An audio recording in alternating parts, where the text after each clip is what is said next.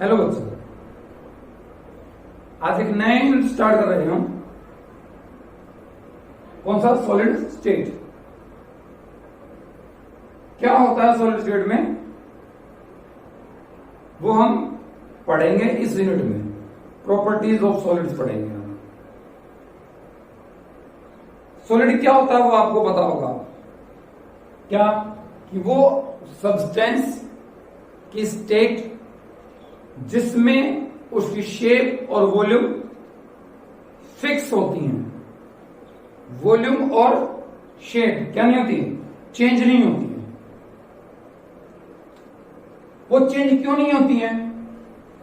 क्योंकि कोई भी सॉलिड है हमारे पास में, सपोज ए बी टाइप का है, मतलब ए बी टाइप का कोई सॉलिड है हमारे पास में, या और कोई दूसरा सॉलिड ले लीजिए, जैसे हमारे पास में डायमंड ले लिया हमने, डायमंड ले लिया या सिलिका ले लिया। इन सब में क्या है, इनके इंटरमोलिकुलर फोर्सेस ऑफ अट्रैक्शन क्या है, बहुत ज्यादा स्ट्रॉन्ग है। इनके intermolecular forces are very strong, इसीलिए ये पार्टिकल्स मूव नहीं कर सकते हैं अपनी मीन पोजीशन से। अपने पॉइंट को छोड़कर कौन, मॉलिक्यूल्स, एटम्स या आयंस, जिनको मैं क्या बोलता हूं, कॉन्स्टिट्यूएंट पार्टिकल्स। कॉन्स्टिट्यूएंट पार्टिकल्स की मूवमेंट नहीं होती है, अपने पॉइंट को छोड़ के मूव नहीं कर सकता, जा नहीं सकता किसी दूसरे पॉइंट पे। इसीलिए नेचर में क्या होता है, रिजिड भी होता है। रिजिड क्या होता है नेचर में, रिजिड होते हैं। क्यों? क्योंकि उनके बीच में इंटरमोलिकुलर फोर्सेस क्या होते हैं, स्ट्रॉन्ग। दूसरा, थर्मल एनर्जी। क्या है भाई thermal energy? Energy due to temperature, energy acquired by the solid by rising the temperature. और जब हम सॉलिड का टेम्परेचर बढ़ाएंगे तो मॉलिक्यूल्स वाइब्रेट करना स्टार्ट करते हैं, और अगर हीट बढ़ाएंगे, टेम्परेचर बढ़ाएंगे तो मेल्ट हो जाता है सॉलिड, और उसी को क्या बोलते हैं हम, मेल्टिंग पॉइंट। तो ये तो जनरल प्रॉपर्टीज हैं, हम इनके बारे में ज्यादा पढ़ेंगे नहीं। सॉलिड का आपको भी पता होगा, सॉलिड की प्रॉपर्टीज क्या होती हैं क्या नहीं होती हैं। हम स्टार्ट कर रहे हैं यहां से, किससे, सॉलिड के क्लासिफिकेशन से। पहला हम पढ़ रहे हैं भाई टॉपिक, पहला टॉपिक क्या है यहां से, क्लासिफिकेशन ऑफ सॉलिड। देखिएगा क्या होता है भाई सॉलिड का क्लासिफिकेशन, किसके अकॉर्डिंग क्लासिफिकेशन। हम क्लासिफिकेशन कर रहे हैं यहां पे सॉलिड का उन पार्टिकल्स के अरेंजमेंट्स के अकॉर्डिंग। कौन से पार्टिकल, कॉन्स्टिट्यूएंट पार्टिकल्स के अकॉर्डिंग।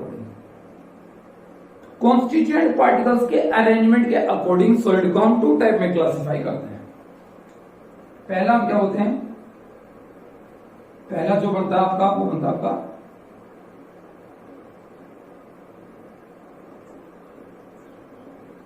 क्रिस्टलाइन सॉलिड, और दूसरा क्या बनता है, दूसरा बनता है आपका अमरफस सॉलिड। क्या पता है, क्रिस्टलाइन और अमरफस। किसके अकॉर्डिंग है भाई classification, on the basis of the arrangement of the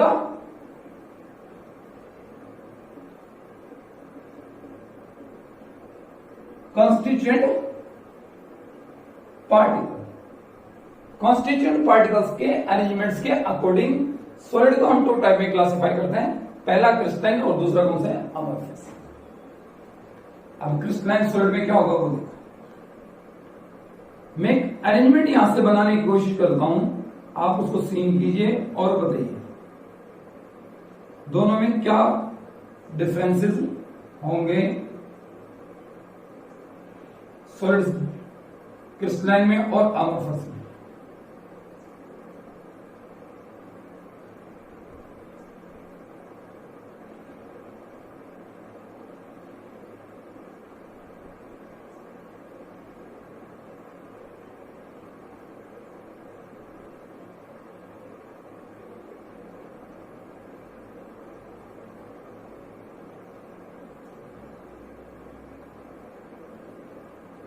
इस तरह का मैंने ये अरेंजमेंट बना दिया है। कोई भी अरेंजमेंट हम ले सकते हैं सॉलिड का। अरेंजमेंट तो होगा ही सॉलिड का भाई, पार्टिकल्स तो अरेंज होंगे ही होंगे और डिफरेंट डिफरेंट पैटर्न्स में होंगे, डिफरेंट डिफरेंट ज्योमेट्रीज में होंगे। मैंने एक कोई ले लिया, यहां पे एक ज्योमेट्री ले लिया, कोई भी हेक्सागोन ले लिया मैंने, ये बनाते नहीं, ये कितना भी बना लीजिएगा आप इसको, ठीक है। ये सब हो गया। अमरफस में क्या है? अमरफस में ऐसा है,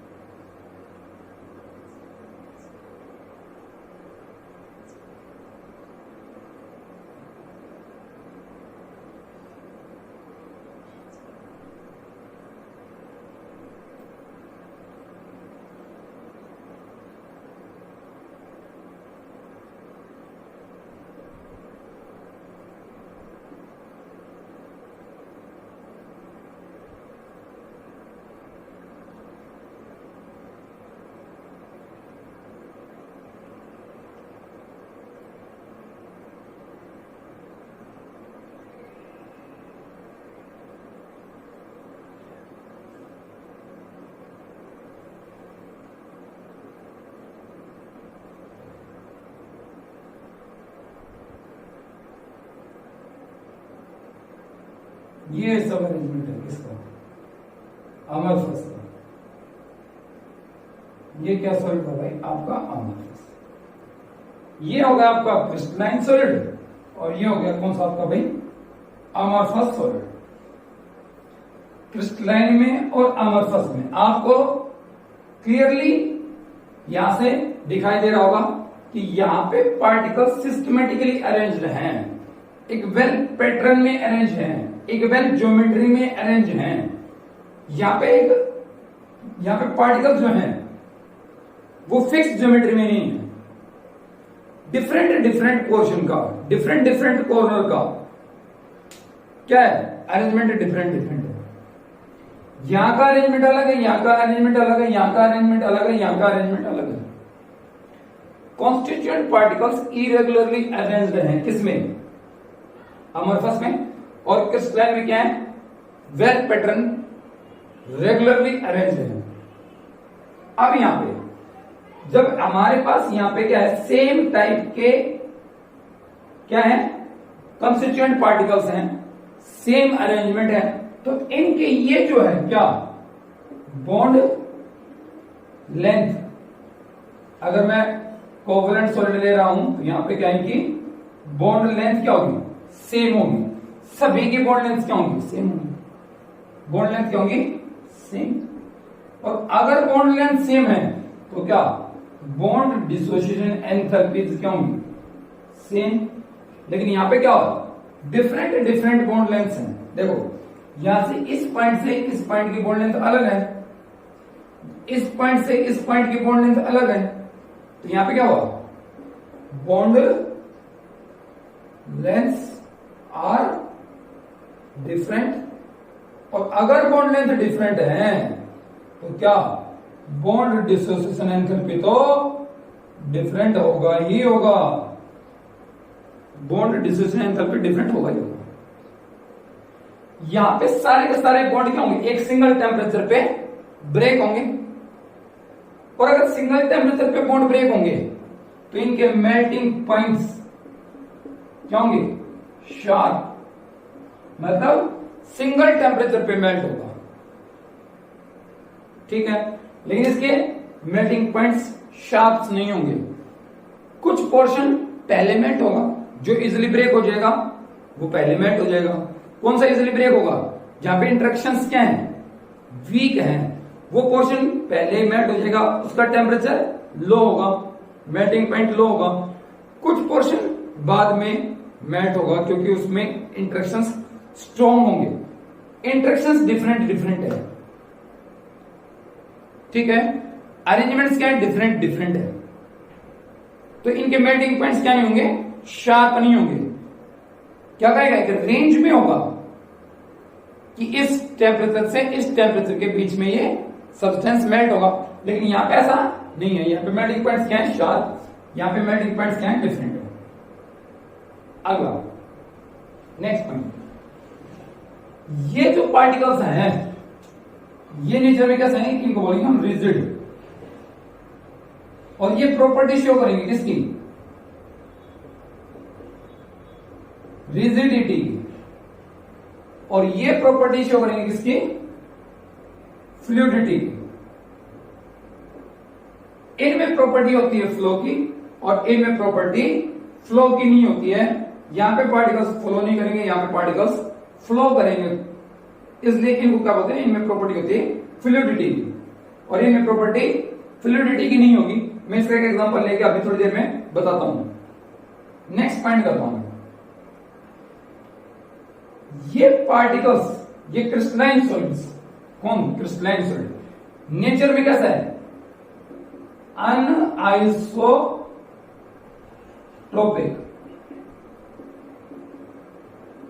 और ये क्या है, आइसोट्रोपिक।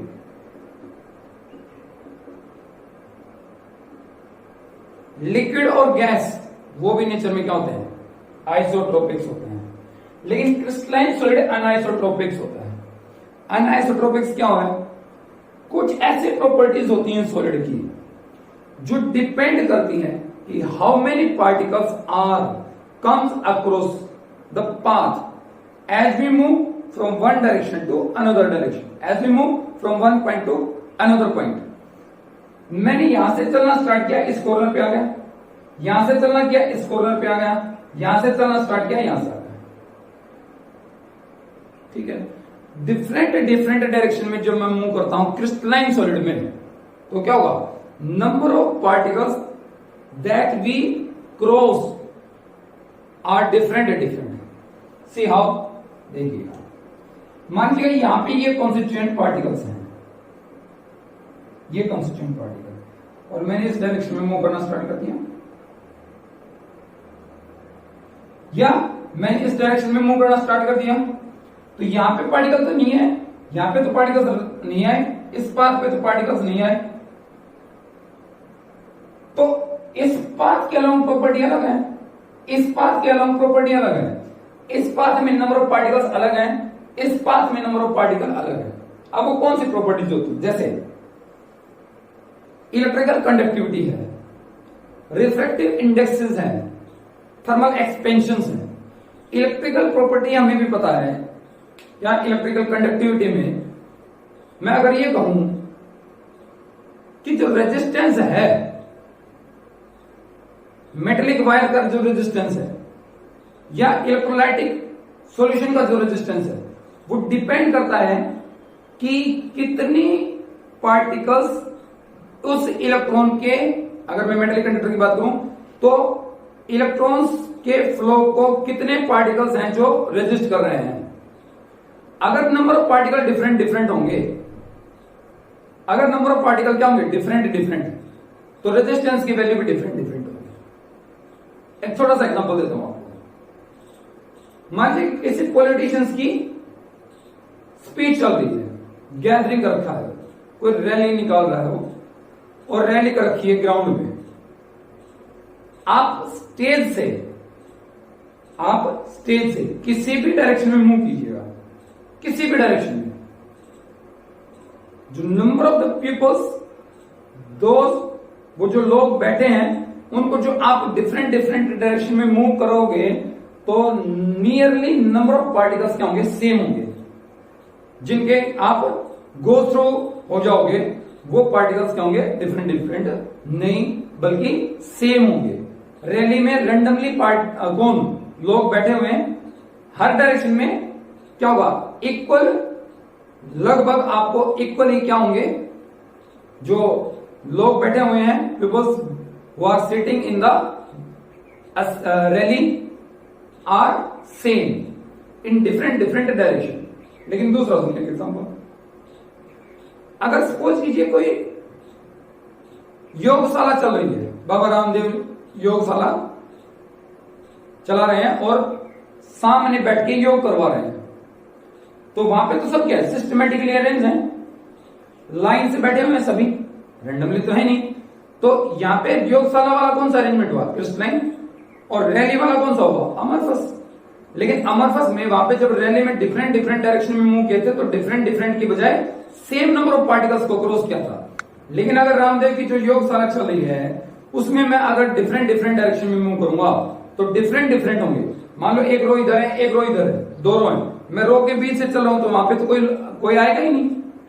मैं रो के ऊपर से चलूंगा तो वहां पे तो अलग अलग लोग आएंगे।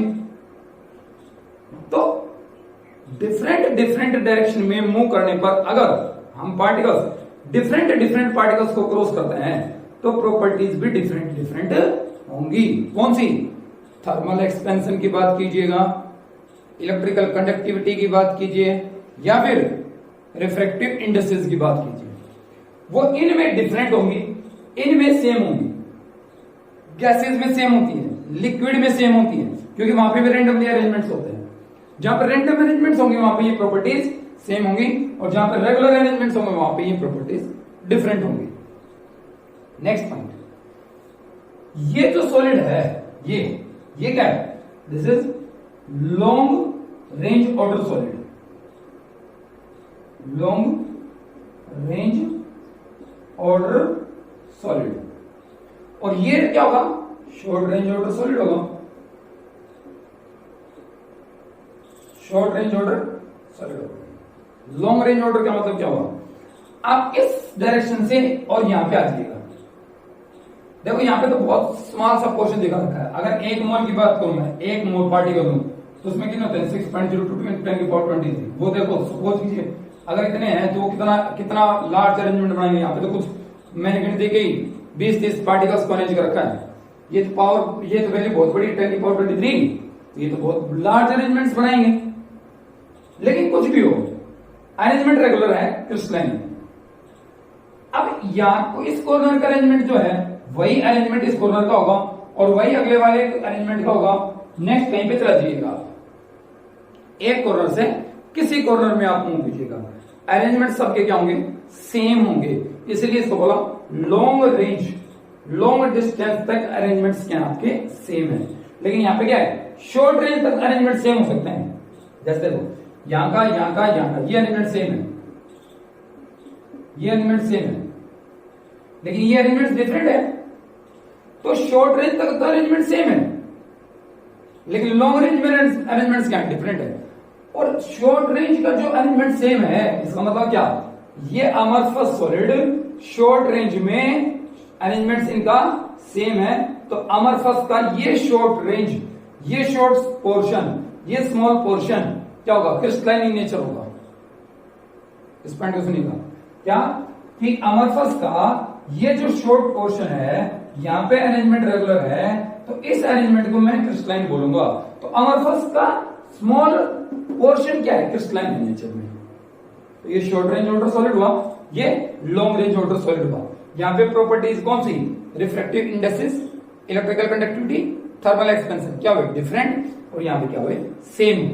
यहां पे इनका क्या मेल्टिंग पॉइंट क्या हुआ, शार्प, इनका क्या हुआ, वेरिएबल। इनके क्या हुए, बोल्डनेस सेम है, इनकी बोल्डनेस क्या है, डिफरेंट है। इनका क्या एंथैल्पी ऑफ फ्यूजन सेम होगा, यहां पे एंथैल्पी ऑफ फ्यूजन डिफरेंट होगा। फ्लूइडिटी और रिजिडिटी की मैं अभी नेक्स्ट बात कर रहा हूं। देखिएगा सपोज मेरे पास में सॉलिड है, कौन सा, क्रिस्टलाइन, अरेंजमेंट कैसा है, रेगुलर।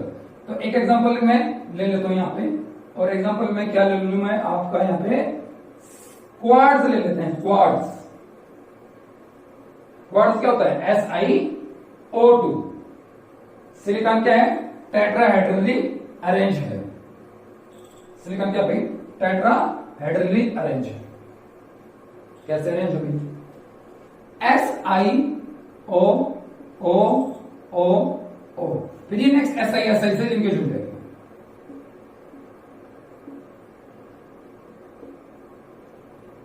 ठीक है, ये आपका क्वार्ट्ज हो जाएगा। क्वार्ट्ज में क्या है, अरेंजमेंट रेगुलर है, और रेगुलर अरेंजमेंट है तो वो क्या होगा, नेचर में क्रिस्टलाइन होगा, SiO, क्रिस्टलाइन। क्या, क्वार्ट्स। फाइन। अब इसको क्या किया हमने, हीट किया, क्या किया, टेम्परेचर बढ़ाया, तो क्या हो गया, जो SiO2 था वो कौन सी स्टेट में आ गया, मोल्टन स्टेट में आ गया भाई। SiO2 कौन सी स्टेट में आ गया आपका, मोल्टन स्टेट में। ये जो अरेंजमेंट है, ऐसा सपोज कीजिए जैसे क्लास लग रही है, टीचर मास्टर जी पढ़ा रहे हैं, क्लास लग रही है, बच्चे सिस्टमेटिकली बैठे हैं क्लासरूम में। क्लासरूम में बच्चे क्या बैठे हैं, सिस्टमेटिकली बैठे हुए हैं, ठीक है। तो कौन सा हुआ, क्रिस्टलाइन फॉर्म हुआ। लंच ब्रेक हुआ, वही अरेंजमेंट, पार्टिकल्स, स्टूडेंट्स क्या कर गए, रेंडमली मूव कर गए ग्राउंड में, क्लासरूम्स में, कॉरिडोर्स में, तो रेंडमली मूव कर रहे हैं। इसका मतलब क्या, पार्टिकल्स क्या है, वो आपके इरेगुलरली अरेंज्ड हैं, वो आपका हो गया क्या, कौन सी स्टेट में आ गया, मोल्टन स्टेट में आ गया। अब क्या, मैंने इसको सुपर कूल कर दिया, सडनली क्या कर दिया, इसको सुपर कूल कर दिया। सडनली बेल हुआ और स्टूडेंट्स फिर दौड़े किधर, क्लासरूम के साइड में, और कोई खड़ूस सा टीचर मेरी तरह क्लासरूम में आ गया, लेकिन सभी स्टूडेंट्स क्लासरूम में एंटर नहीं हुए हैं। तो जो बच्चे आएंगे वो थोड़े से डरे होंगे और उनको लगेगा कि बस कहीं पे सीट मिल जाए और हम बैठ जाएं, क्योंकि एकदम से उनका कहीं बैठना है। तो यहां पे जो पार्टिकल्स थे, अब वो पार्टिकल्स क्या होंगे, उनको लेस टाइम है अरेंज होने के लिए, सिस्टमेटिकली अरेंज होने के लिए लेस टाइम है, तो वो क्या होंगे, इरेगुलरली अरेंज होंगे, और उसी को क्या बोलेंगे, मैं क्वार्ट्ज ग्लास बोलेंगे। क्या बोलेंगे, क्वार्ट्ज ग्लास बोलेंगे। ये क्रिस्टलाइन था, क्वार्ट्ज ग्लास। यहां पे अभी क्या है, इरेगुलरली अरेंज है, उनके पास में इतना सफिशिएंट टाइम नहीं था कि वो क्या हो जाए, रेगुलरली अरेंज हो जाए। तो ये कैसे होगा, नीचे मिल अमोर्फस। अब आगे सुनिएगा नेक्स्ट। मान लीजिए क्लास ग्लास है, ग्लास विंडो है, ग्लास की विंडो है हमारे पास, और क्या हुई है, क्या ये क्वार्ट्ज ग्लास है।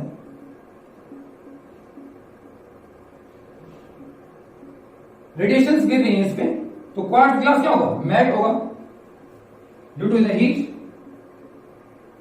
की वजह से पोर्शन क्या होगा, मेल्ट होगा, और मेल्ट होके वो काम करेगा नीचे, मेल्ट होके काम करेगा नीचे, लेकिन उसका मूवमेंट बहुत स्लो होगा। कभी आप देखो कि यार ये विंडो लगा दी, रेडिएशन गिरी और नीचे से आ गया, तो नीचे से मोटा हो जाना चाहिए, ऐसा नहीं।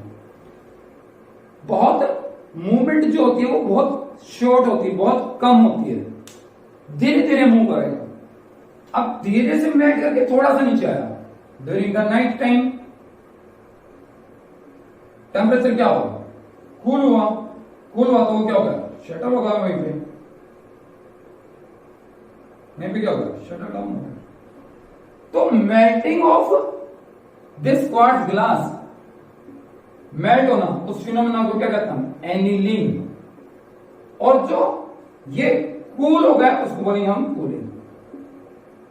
तो ड्यूरिंग द डे टाइम वो मेल्ट होगा और थोड़ा सा नीचे फ्लो करेगा, ड्यूरिंग द नाइट टाइम वहीं पर शटर डाउन हो जाएगा। तो धीरे धीरे धीरे धीरे धीरे वो क्या करेगा, फ्लो करेगा। तो ओल्ड ग्लासेस जो है बिल्डिंग्स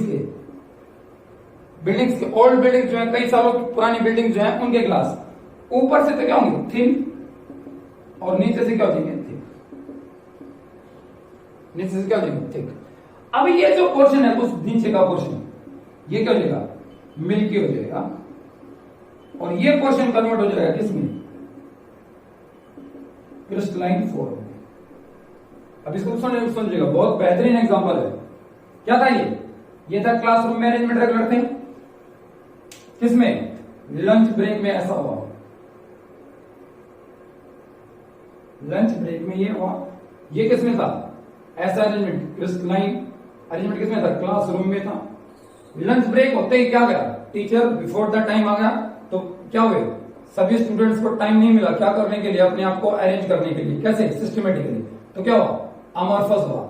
ठीक है, लेकिन अब देखो आप लोगों को पता होगा, टीचर जब पढ़ा रहा है तो पीछे जो बच्चे बैठे हैं, जो इरेगुलरली बैठे हैं, वो ट्राई करेंगे क्या, अपनी पोजीशन को ऑक्यूपाई करने की, रेगुलरली बैठने की, परफेक्टली सिट होने की।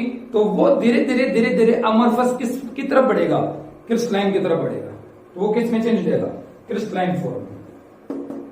ठीक है, था अमॉर्फस, लेकिन धीरे धीरे धीरे किस में चेंज हो रहा है, कुछ पोर्शन का क्रिस्टलाइन की फॉर्म में चेंज हो जाएगा। क्लियर, तो ये थे क्या differences between the amorphous and crystalline form. आगे हम बढ़ते हैं नेक्स्ट टॉपिक की तरफ। नेक्स्ट टॉपिक क्या आपका, सॉलिड स्टेट में हम क्लासिफिकेशन करते हैं, किनका क्लासिफिकेशन करते हैं, हम क्लासिफिकेशन करते हैं सॉलिड का on the basis of the constituent particles.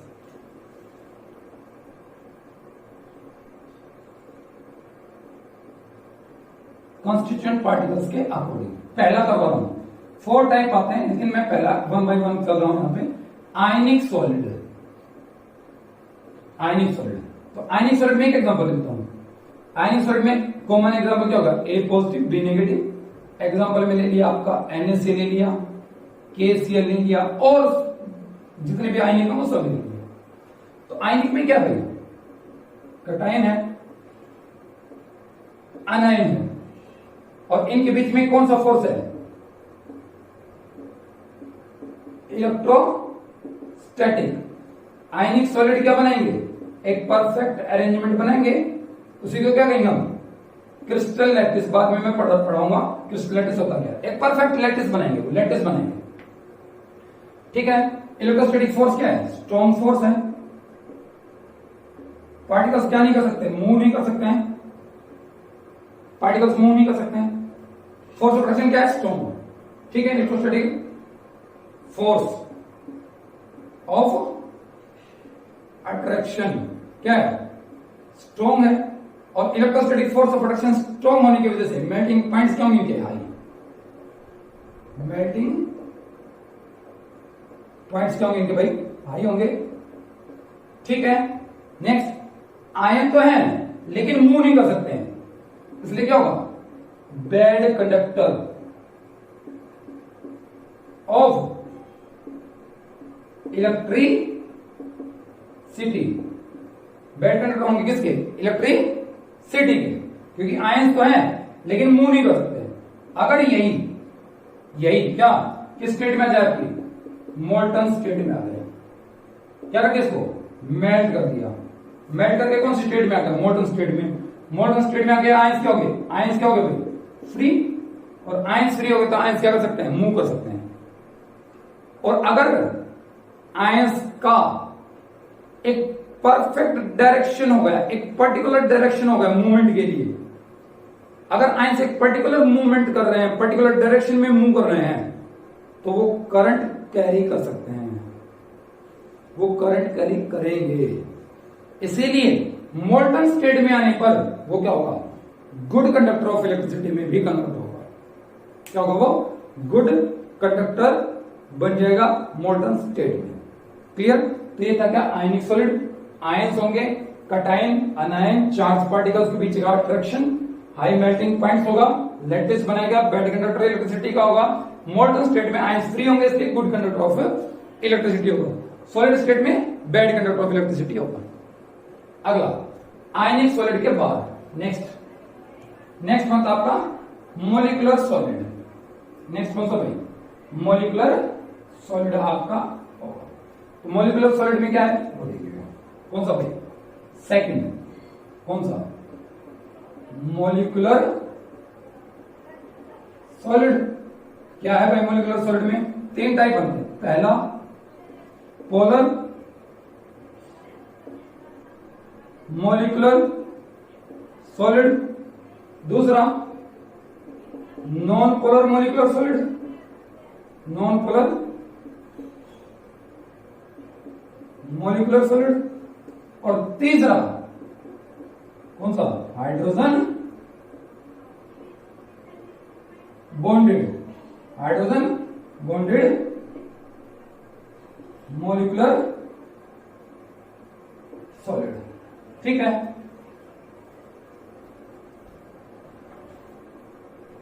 क्या है भाई? उसको देखिएगा। मॉलिक्यूलर सॉलिड कौन सा? पोलर। पोलर में क्या होगा? मैं एक एग्जांपल ले लेता हूं, HCl। HCl में क्या है? Hydrogen dial positive, Cl dial negative, due to difference in the electronegativity, due to difference in the electronegativity. Solid state में ले रहा हूं भाई, तो इनके बीच का यहां पे ये जो फोर्स है, ये कौन सा होगा? Dipole forces of attraction. यहां पे नॉन पोलर है, CO2 ले लेता हूं, ड्राई आइस। परफेक्ट अरेंजमेंट नहीं बना, मैं वैसे लग रहा हूं। यहां पे इनके बीच का ये फोर्स होता है, कौन सा? London dispersion force. और वाटर ले लेता हूं, वाटर आइस, क्या ले लेता हूं? आइस में क्या है? वाटर में क्या कौन से फोर्स होते हैं? ये होते हैं हाइड्रोजन बॉन्डेड, हाइड्रोजन बॉन्ड्स होते हैं। तो देखो डाइपोल फोर्स क्या? वीक। लंदन डिस्पर्सन तो है ही है, हाइड्रोजन बॉन्ड भी वीक है, तो तीनों के मेल्टिंग पॉइंट्स क्या होंगे? लो। फोर्सेज ऑफ इंटरेक्शंस वीक हैं, इसलिए तीनों क्या होंगे? तीनों के मेल्टिंग पॉइंट्स लो होंगे। अगर तीनों में हम कंपैरिजन करें तो ये फोर्स स्ट्रॉन्ग है, उससे भी की है और उससे भी की है। अगर हम तीनों का कंपैरिजन करें तो इसके मेल्टिंग पॉइंट्स हाई होंगे, इसके लो होंगे और इसके और भी लो होंगे। नेक्स्ट क्या? जो पार्टिकल्स हैं उनके पास ना तो चार्ज है और ना इलेक्ट्रॉन्स है, मतलब ना तो कटाइन आनाइन है और ना ही फ्री इलेक्ट्रॉन्स है। कंडक्टिविटी के लिए रिस्पॉन्सिबल कौन है? या तो चार्ज पार्टिकल्स हैं, movement of the charge particle in definite direction. Electron भी एक चार्ज पार्टिकल ही है, तो चार्ज पार्टिकल तो है ही यहां पे नहीं, और अगर चार्ज पार्टिकल ही नहीं है तो कंडक्टिविटी नहीं होगा। तो ये क्या है? सब बैड कंडक्टर्स हैं, तीनों के तीनों ही क्या है? Bad conductor of electricity. Water is also bad conductor of electricity. कुछ को कंफ्यूजन होता है, वाटर तो गुड कंडक्टर होता है। हाँ, वो इम्प्योर वाटर होता है, उसमें मिनरल्स होते हैं। अगर हम प्योर डीमिनरलाइज्ड वाटर की बात करें जिसमें मिनरल्स ना हो, तो वो क्या होगा? बैड कंडक्टर ऑफ इलेक्ट्रिसिटी होगा। क्लियर? तो ये थे आपके तीन कौन से? मॉलिक्यूलर सॉलिड के टाइप। नेक्स्ट उसके बाद बनता है आपका कौन सा? मेटेलिक या कोवलेंट या मेटेलिक। तीसरा लेता हूं, मेटेलिक ले लेता हूं पहले, मेटेलिक सॉलिड। तो मेटेलिक सॉलिड में क्या है? मेटल्स हैं, और मेटल्स में क्या है? कर्नल्स हैं, और क्या है? फ्री इलेक्ट्रॉन्स हैं। ये कर्नल्स हैं, पॉजिटिव चार्ज कर्नल्स हैं, और ये इलेक्ट्रॉन्स हैं। ये आपको पढ़ाया हुआ है, मैंने बताया हुआ है, वीडियोस बना रखी है किसकी? मेटेलिक सॉलिड में आप जा सकते हो, पढ़ सकते हो, देख सकते हो। क्या? रेडियस, मेटेलिक रेडियस मैंने करवा रखा है, तो वहां पे मैंने क्लियरली इनको एक्सप्लेन कर रखा है। ये है पॉजिटिव चार्ज स्फीयर, इनको क्या बोलते हैं? कर्नल्स। ये क्या है? न्यूक्लियरली बॉन्डेड इलेक्ट्रॉन्स हैं।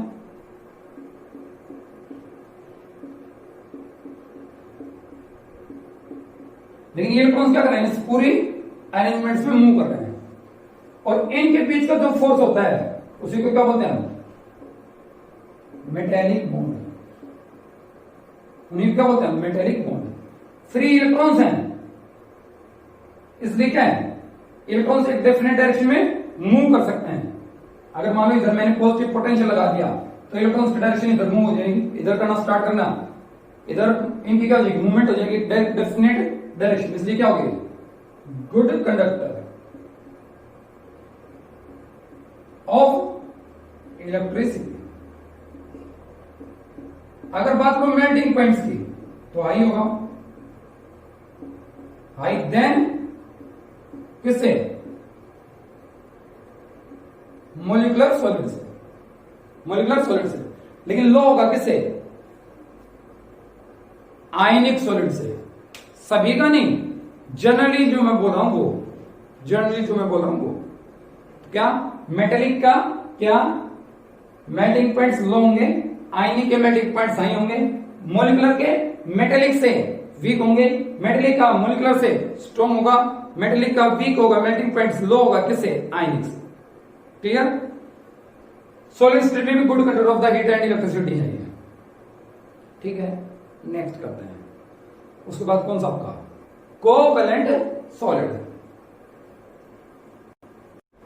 नेक्स्ट हमारे पास क्या बनता है, कोवैलेंट सॉलिड, फोर्थ।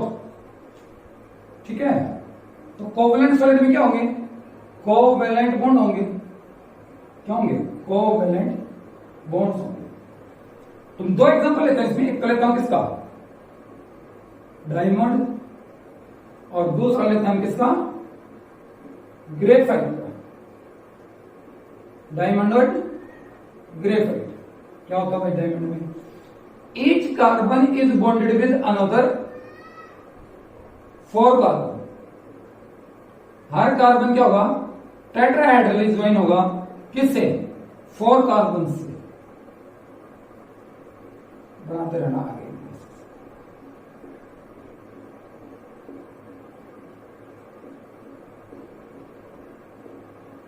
ये होगा टेट्राहेड्रली ज्वाइन होगा। कार्बन है, कार्बन क्या है, यहां पे टेट्राहेड्रली है। हाइड्रोजन क्या है, sp3 है। कितने बॉन्ड है, 4 बॉन्ड्स हैं। कार्बन के वैलेंस शेल में इलेक्ट्रॉन्स भी कितने हैं, 4, चारों की शेयरिंग कर रखी है, 4 बॉन्ड बना रखे हैं।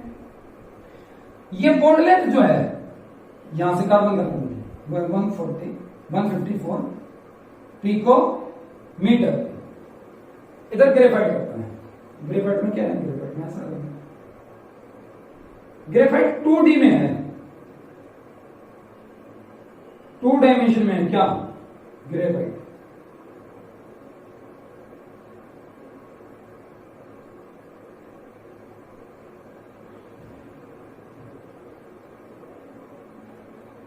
कौन से टाइप पढ़ रहे हैं हम, क्रिस्टलाइन के टाइप्स पढ़ रहे हैं।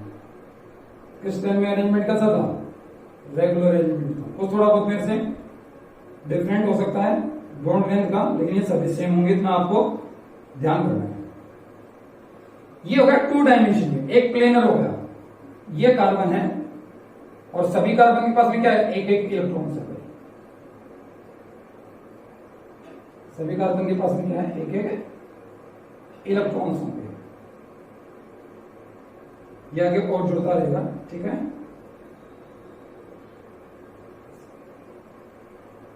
तो क्या है, सभी के पास में एक इलेक्ट्रॉन्स भी है।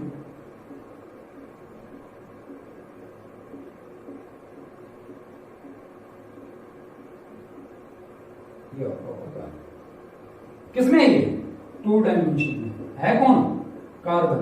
कितने बॉन्ड है, 3 है। इसलिए हाइब्रिडेशन क्या होगी यहाँ पे, sp2 होगी।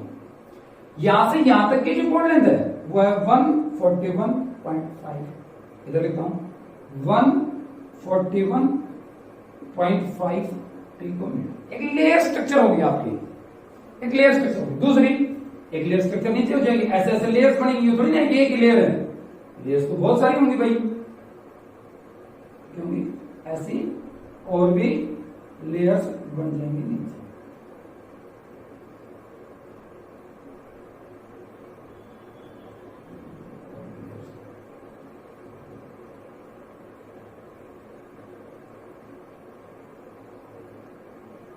ठीक है, बढ़ाते रहना ऐसे और बन जाएंगी। मैं तो फिर बनाते ही रहूंगा, कितनी बना लूं फिर ऐसा हो जाएगा। यहां पे भी क्या सभी के पास में इलेक्ट्रॉन्स हैं।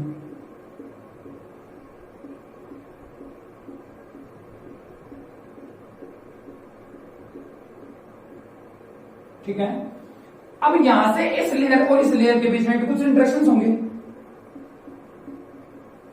वहां पे भी क्या होगा, कुछ इंटरेक्शंस होंगे। ठीक है, लेकिन वो वीक इंटरेक्शंस होंगे। और यहां से इस लेयर के बीच की, दो लेयर्स के बीच की डिस्टेंस वो है 340 पिकोमीटर।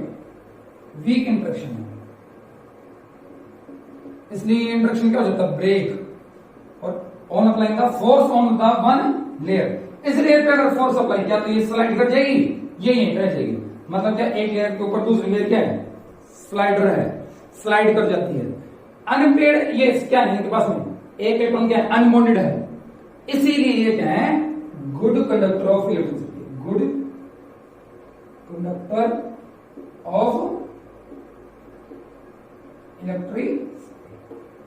और ये क्या है, बैड कंडक्टर ऑफ इलेक्ट्रिसिटी के केस पास में कोई अनपेड इलेक्ट्रॉन्स, कोई फ्री इलेक्ट्रॉन्स, अनपेड नहीं, फ्री इलेक्ट्रॉन्स नहीं है इनके पास में, फ्री इलेक्ट्रॉन्स है। ये good conductor of the heat है, good conductor of heat, poor conductor of electricity. ये क्या है, good conductor of the electricity, poor conductor of the heat है।